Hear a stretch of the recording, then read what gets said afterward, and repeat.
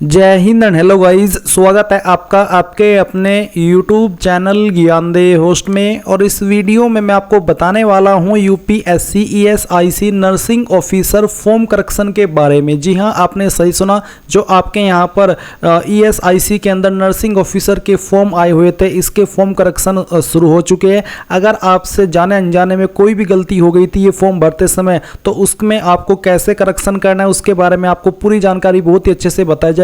ये आपके पास अंतिम मौका है आपकी गलती को सुधारने का, इसलिए आपको वीडियो को पहले देखना है और फिर समझना है, और उसके बाद ही आपका कोई भी डिटेल आपको एडिट करना है। और मेनली जो आपने प्रॉब्लम की है आपके फोटो अपलोड में, उसको भी कैसे आपको सही करना है, क्या डेट लिखनी है, ये भी आपको बताया जाएगा। अब चलिए शुरू करते हैं गाइज। अभी जो आप वीडियो में देख सकते हैं हमारी ऑफिशियल साइट jobsgyan.in है। इसका लिंक वीडियो के डिस्क्रिप्शन में दिया है। जैसे ही आप ये लिंक ओपन करेंगे तो आपको पता चल ही जाएगा कि आपकी वैकेंसी 1930 पद पर निकाली थी, जिसके फॉर्म आपने यहाँ पर 27 मार्च तक भरे थे। एंड 28 मार्च से लेकर के 3 अप्रैल 2024 तक आप इसमें करेक्शन कर पाएंगे।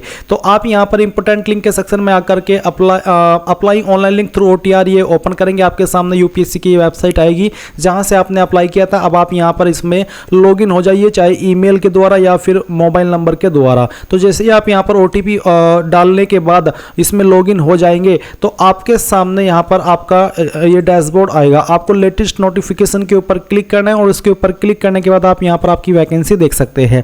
अभी गाइज मैं आपको बता दूं कि अगर आपने जो OTR के समय, यानी कि जब आपने वन टाइम राशन किया था, उसके अंदर अगर कोई गलती की है, अगर आप उसमें कोई चेंजेस करना चाहते हैं, उसको अपडेट करना चाहते हैं, तो आप यहाँ पर update edit OTR one time ration profile, इसके ऊपर क्लिक करेंगे। इसके ऊपर क्लिक करने के बाद में आपको यहाँ पर टिक करना है कि OTR वन टाइम प्रोफाइल या फिर examination application form other than OTR, यानी कि अगर आप OTR के अलावा अन्य जानकारी एडिट करना चाह रहे हैं तो आप सेकंड पर टिक करेंगे। पर अगर आपने जो वन टाइम राशन के अंदर जानकारी भरी थी वो एडिट करना चाहते हैं तो पहले वाले के ऊपर टिक करेंगे। और मैं आपको यहाँ पर ये बता दूं कि आपको यहाँ पर लाइफ टाइम में इस वेबसाइट के ऊपर OTR के अंदर जो आपने जानकारी भरी है उसको चेंज करने का सिर्फ एक ही मौका मिलता है। मैं उसको पहले ही अवेल कर चुका हूँ, इसलिए मैं यहाँ पर दोबारा से इसको अवेल नहीं कर सकता। अगर आपने अभी तक अवेल नहीं किया तो आप यहाँ पर इसके ऊपर क्लिक करके आपकी जानकारी एडिट कर सकते हैं, जिसमें कि आप यहाँ पर देख सकते हैं कि आपका नेम, आपका जो जेंडर है वो, आपका फादर नेम, आपका मदर नेम, आपका 10th का बोर्ड, आपकी माइनॉरिटी,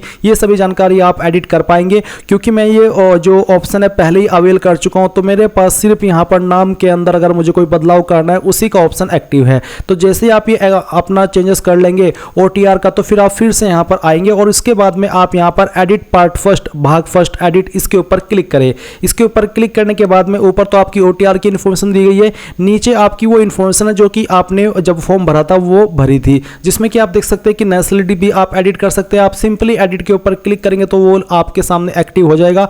आप इसमें जो भी चेंजेस करना चाहे वो कर सकते हैं। फिर जो आपका मैरिटल स्टेटस है वो भी आप एडिट कर सकते हैं। आपकी जो कास्ट कैटेगरी है वो भी आप यहाँ पर एडिट कर पाएंगे। एंड साथ ही जो आपका कम्युनिटी सर्टिफिकेट नंबर है वो भी आप एडिट कर सकते हैं। कम्युनिटी सर्टिफिकेट इश्यूइंग अथॉरिटी में अगर कोई गलती हो गई थी तो वो भी आप यहाँ पर चेंज कर सकते हैं। फिर कौन सी स्टेट के द्वारा जारी हुआ था वो स्टेट आप सिलेक्ट कर सकते हैं। कम्युनिटी सर्टिफिकेट डेट भी आप यहाँ पर एडिट कर सकते हैं। इसके अलावा जहाँ पर जो आपकी क्वालिफिकेशन है वो भी आप अगर एडिट करना चाहे तो वो भी कर सकते हैं। आपका जो एड्रेस है वो भी यहाँ पर एक्टिव है, ये भी आप एडिट कर सकते हैं। सिंपली एडिट के ऊपर क्लिक करें और जो भी जानकारी एडिट करनी है वो एडिट कर ले।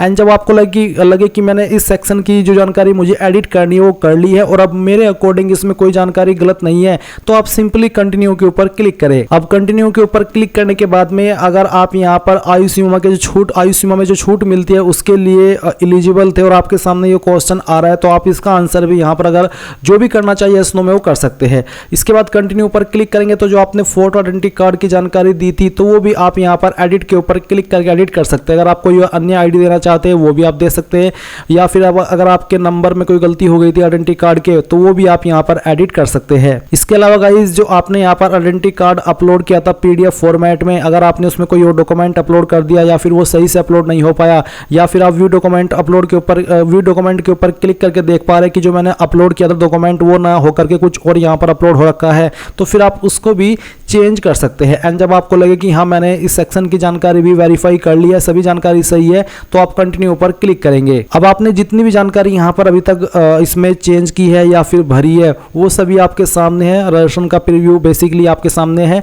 अगर आपको अभी भी लगता है कि जानकारी गलत है कहीं पर, तो आप अपडेट के ऊपर क्लिक करके अपडेट कर ले, नहीं तो ये कैप्चा कोड डाले और यहाँ पर आई एग्री के ऊपर क्लिक कर दे। अब आप यहाँ पर देख सकते हैं कि आपका यहाँ पर पार्ट 1 एडिट हो चुका है और आपको यहाँ पर व्यू अपडेटेड पार्ट 1 यानी कि जो आपने जानकारी अपडेट कर ली है, आप व्यू अपडेटेड पार्ट 1 के ऊपर क्लिक करके इसको व्यू कर सकते हैं कि हाँ मेरी जानकारी सही हो चुकी है।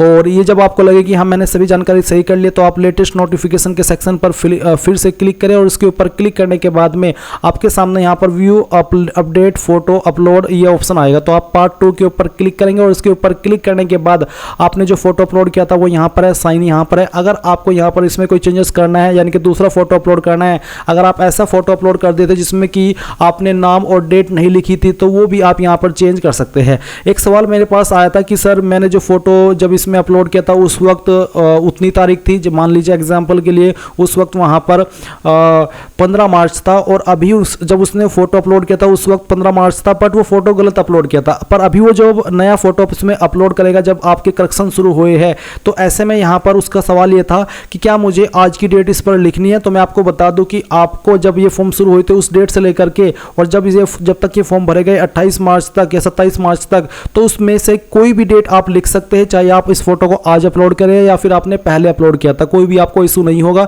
तो इसमें आपको चिंता करने की कोई बात नहीं है। आप सिंपली आपका यहाँ पर DOP लिखने के बाद में नाम लिख दीजिए, नेम लिखने के बाद में नाम लिख दीजिए और फिर DOP लिखने के बाद में आपकी डेट लिख दे, या फिर आप ऐसे भी लिख सकते हैं जैसे कि आप यहाँ पर वीडियो में देख पा रहे हैं। सिंपली नाम लिखिए ऊपर की तरफ और नीचे की तरफ डेट, ऑटोमेटिकली ये समझ आ जाएगा कि हाँ आपका नाम ये है और आपकी DOP ये है। और मैंने एक वीडियो बनाई भी थी कि कैसे आपको लिखना है, तो अगर आपने अभी तक नहीं लिखा, आपको नहीं पता कि कैसे लिखना है, कहाँ से आपको किस ऐप का इस्तेमाल करना है या फिर किस वेबसाइट का, तो ये वीडियो आप वॉच कर लीजिएगा। इसमें मैंने पूरा प्रोसेस बताया है नाम लिखने का। एंड जब आप लिख ले और यहाँ पर उस फोटो को आप अपडेट कर ले, आप simply update photograph and signature इसके ऊपर क्लिक करेंगे तो आपको यहाँ पर इसका जो डेमो है वो भी दिखाई दे रहा है। नेम और फोटोग्राफ डेट या फिर DOP आप इस तरह से भी लिख सकते हैं। एंड आप यहाँ पर अपडेटेड फोटो जैसे ही अपलोड कर दे तो ये फाइल अपलोड करने के बाद उनके नेम यहाँ पर आएंगे। देन आपको यहाँ पर क्या करना है मैं आपको अगेन दिखाता हूँ। तो मैं इस फोटो को सिलेक्ट करता हूं और इसके बाद में यहां पर अब अपलोड इमेज के ऊपर क्लिक करता हूं। तो आप देख सकते हैं कि आपके फोटो इस प्रकार से यहां पर आ चुके हैं। आप कंटिन्यू कर दीजिए। कंटिन्यू करने के बाद में आप यहां पर view update centre selection and agreeing to declaration इसके ऊपर क्लिक करके आपका सेंटर भी अपडेट कर सकते हैं। तो इस तरह से आप यहां पर अगर इसको अपडेट करना चाहे तो कर लीजिए। जो यहां पर इस तरह से रेड में आ रहे हैं वो आपका फुल हो चुका है और जो बाकी है ब्लैक में है ये आपके अभी अवेलेबल है। आप इनमें से कोई भी सेंटर सिलेक्ट कर सकते हैं। फिर आप यहां पर डिक्लेरेशन के ऊपर टिक करेंगे सेंटर सेलेक्ट करने के बाद में, एंड उसके बाद में फिर आप यहां पर आई हैव रीड इसके ऊपर क्लिक करेंगे तो आपका ये जो इसमें मॉडिफिकेशन है या फिर करेक्शन है वो कंफर्म हो जाएगा। तो इस तरह से गाइज आप यहां पर आपके फॉर्म के अंदर करेक्शन कर लेंगे। आप यहां पर एप्लीकेशन हिस्ट्री में आकर के या फिर एप्लीकेशन स्टेटस के ऊपर क्लिक करके यहां पर क्लिक हियर पर क्लिक करके अपने फॉर्म को प्रिंट कर सकते हैं। तो इस तरह से गाइज आप लोग करेक्शन कर लेंगे। अगर कोई सवाल डाउट रह गया हो आपका तो वो आप कमेंट के माध्यम से पूछ लीजिएगा। और अगर आपने अभी तक वीडियो को लाइक नहीं किया वीडियो को लाइक कर दीजिए एंड चैनल को सब्सक्राइब कर लीजिए। Thanks for watching. जय हिंद।